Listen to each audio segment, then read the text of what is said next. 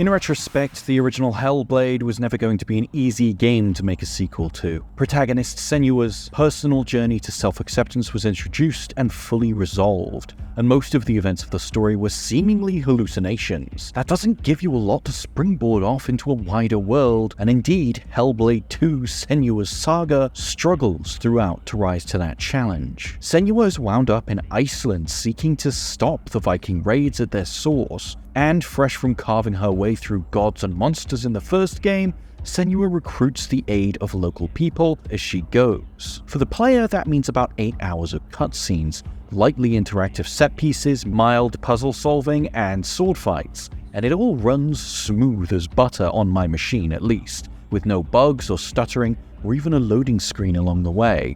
But what kind of world are we actually in here? The dark fantasy setting creates an immediate disconnect with what Hellblade is supposed to be about. The series' focus is the idea that we're seeing the world from the perspective of someone with severe psychosis.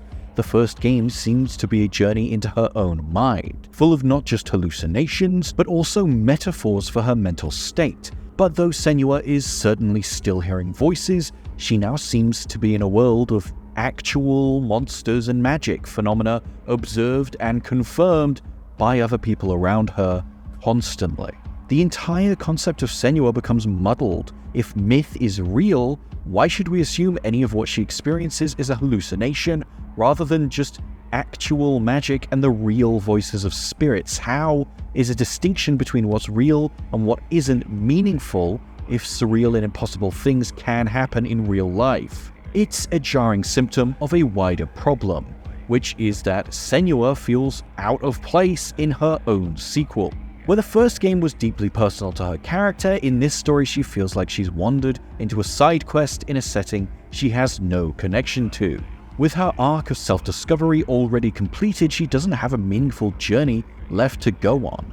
Even the performance seems out of place. That's no slight on Melina Juergens as Senua. She's as wonderfully intense and surprising as ever, but she's now surrounded by much subtler, more naturalistic actors, and her heightened delivery clashes, emphasizing the feeling that she's an alien to this world. And that might have worked as a deliberate touch if the story was about Senua as a stranger in a strange land. But that doesn't seem to be what it's going for. It feeds into an oddly patronizing atmosphere.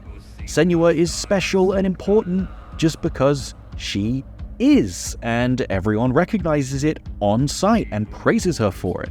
It starts to seem like she's a Make-A-Wish child whose request was to be in God of War. It's a feeling made far worse by the very rudimentary mechanics.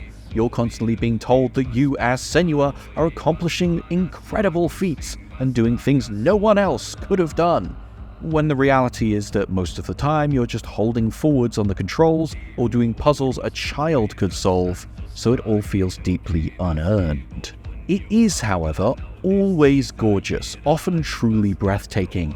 There are a few moments where the sheer spectacle of what you're seeing does convince you that you're playing the part of this incredible warrior.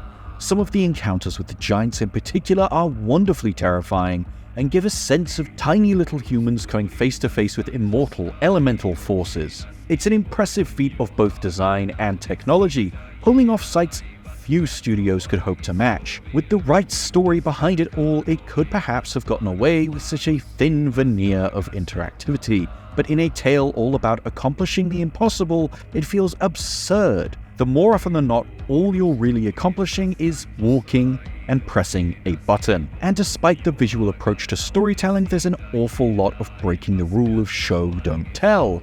The voices in Senua's head, though atmospheric, constantly over-explain what's happening in a story that would hugely benefit from some moments of quiet. You're never allowed to wonder what a line might mean or the significance of a particular facial expression or gesture because the voices are there to talk over it like YouTubers making a Let's Play. It's a problem the first game had, but it's exacerbated here by how disconnected Senua and her psychosis is from the narrative. I'd much rather watch more of Jurgen's work than "She must go back, she'll die, no, she can't carry on" ad nauseum. The only thing that leaves you to really ponder on is the game's broader themes and metaphors, but they're too disjointed to inspire much analysis. Narrative threads related to leadership, power, parents, betrayal, redemption, mercy, and the other questions of whether someone can truly change drift in and out of the plot without ever really feeling relevant to anything Senua is going through, and the revelations of the climax are a culmination of ideas that weren't really explored sufficiently